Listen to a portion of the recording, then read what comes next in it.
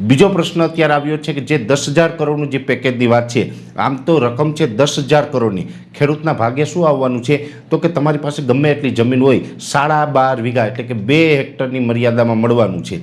2 hectare એટલે 16 ગુઠ્ઠાવાળી 12.5 વીઘા જમીન થાય અને એકરમાં જોવા જઈએ તો 5 એકર જમીન થાય છે।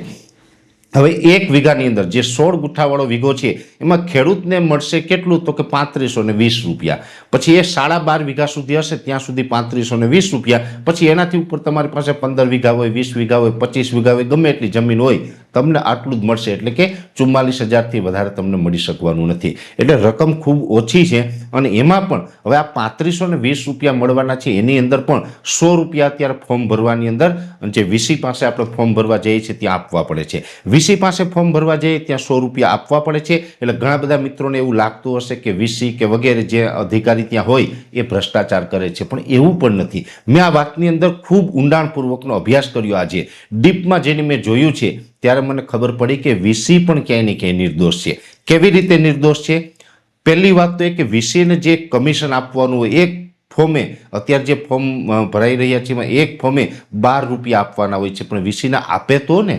પીજીવીસીએલના જે લાઇટ બિલ હોય એ પણ વીસી ભરતા હતા, પણ એનું કમિશન પણ આજ દિવસ સુધી વીસીના એકાઉન્ટમાં જમા નથી થયું। એટલે વીસીને પણ આમ જોવા જઈએ તો એનું પણ ઘર છે, એને પણ પોતાને ઘર ચલાવવું છે। આ મોંઘવારીના જમાનામાં એને પેમેન્ટ ન આપો તો એ કેવી રીતે કામ કરી શકે? વર્ષ દિવસ, 2 વર્ષ, કેટલો ટાઈમ કામ કરશે મફતમાં? તો એટલે વીસીને પૈસા નથી આપવામાં આવી રહ્યા, એટલે વીસી પણ અત્યારે સ્વાભાવિક રીતે એની રીતે એને કામમાંથી રસ ઉડી જાય। બીજા નંબરની અંદર અત્યારે જે ફોર્મ ભરવાની પ્રક્રિયા ચાલી રહી છે, દિવસના ટાઈમે જે પોર્ટલ ઉપરથી ફોર્મ ભરવાનું હોય છે એનું સર્વર છે આખો દિવસ ડાઉન આવે છે। આખો દિવસ ડાઉન આવે એટલે સ્વાભાવિક રીતે વીસી છે એ કામ કરી શકતા નથી। પછી અલગ એ ઓપરેટરની વ્યવસ્થા કરે છે અને વીસી લગભગ મોટાભાગે પોતપોતાના ગામના જ હોય છે, એટલે એને એમ હોય કે મારા ગામના કોઈના ફોર્મ ન બાકી રહીએ એટલે અમે અમારી રીતે વ્યવસ્થા કરીને ફોર્મ ભરી દઈએ। એટલે રાત્રે બેસીને પણ વીસી ફોર્મ ભરી રહ્યા છે। હવે બિચારા રાત્રે બેસીને ફોર્મ ભરી રહ્યા છે, ઓપરેટરની વ્યવસ્થા કરી રહ્યા છે, જેથી કરીને ગામના તમામ ફોર્મ છે